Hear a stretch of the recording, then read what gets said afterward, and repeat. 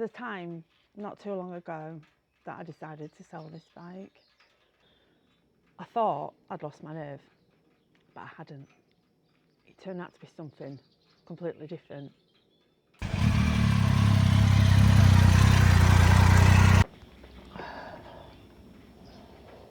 I love this bike.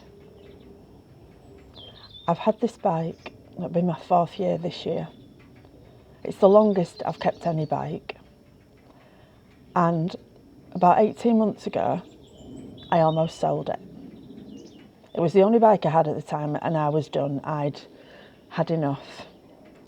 Every time I came out to ride, in fact, just even before, an hour, 2 hours before I came out to ride, I felt shaky. You couldn't see it on the outside, it was internal, it was just shaky.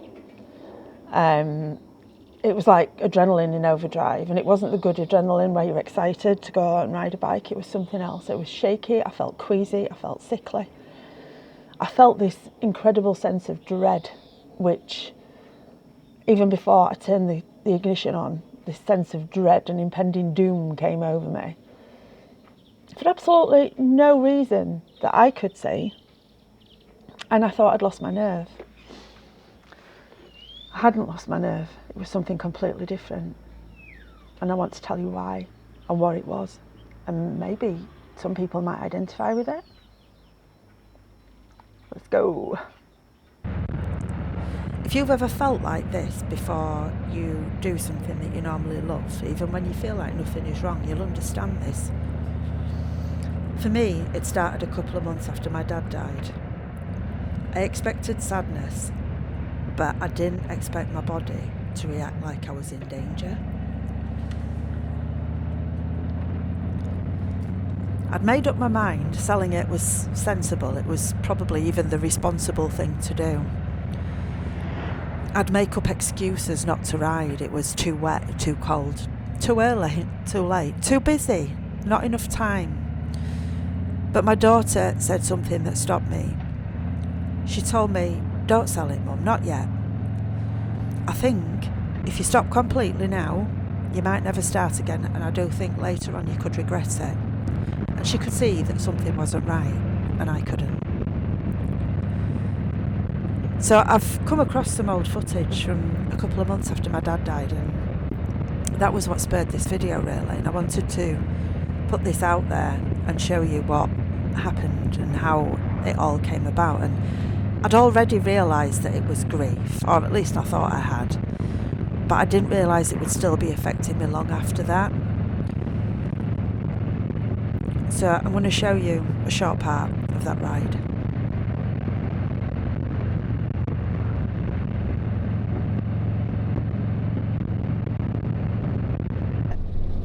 I'm really struggling, not with skills or anything like that, but, well, say not with skills, but yeah, it does, it affects your confidence. I'm suffering at the minute with really bad anxiety.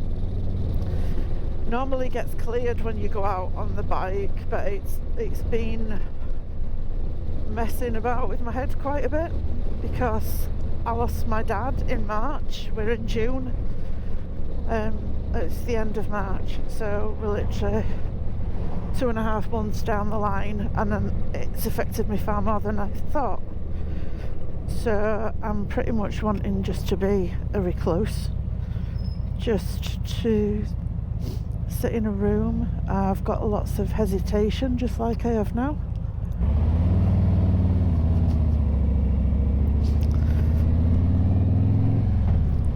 Really bad hesitation, setting off, stopping, all the things that normally don't bother me and that got to be in second nature.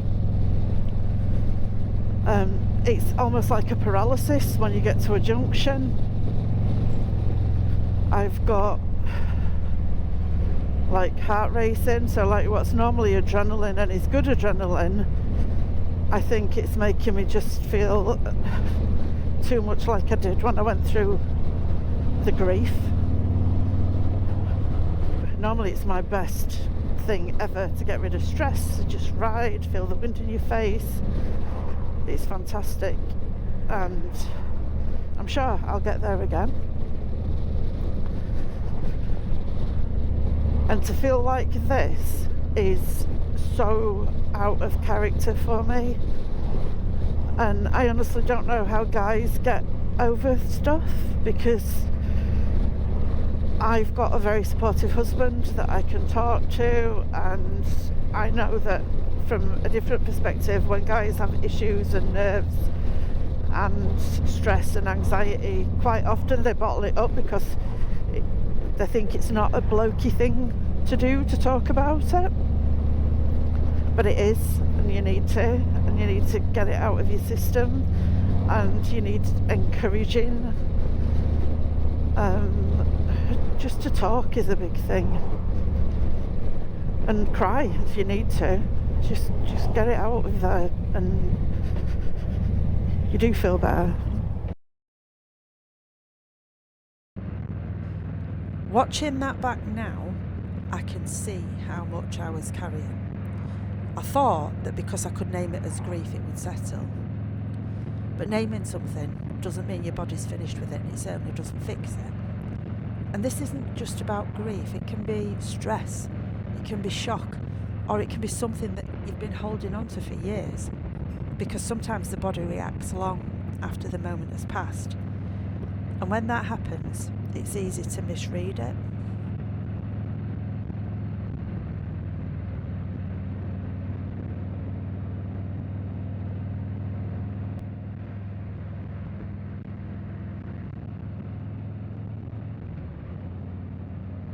I've seen this on other people too.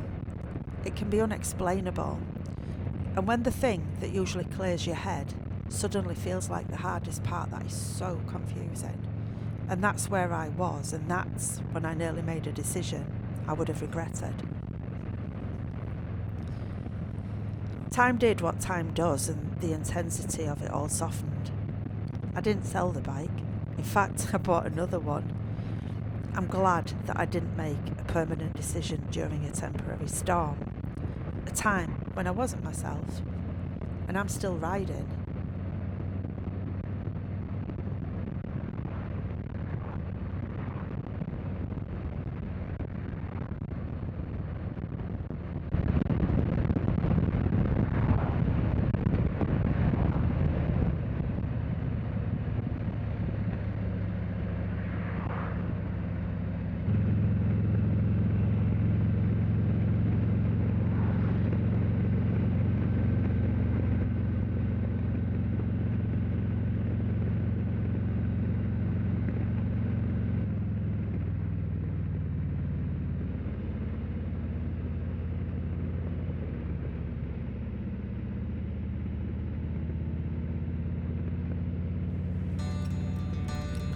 I just want to be clear, I would never have ridden had I felt that I was going to put myself or other people in danger.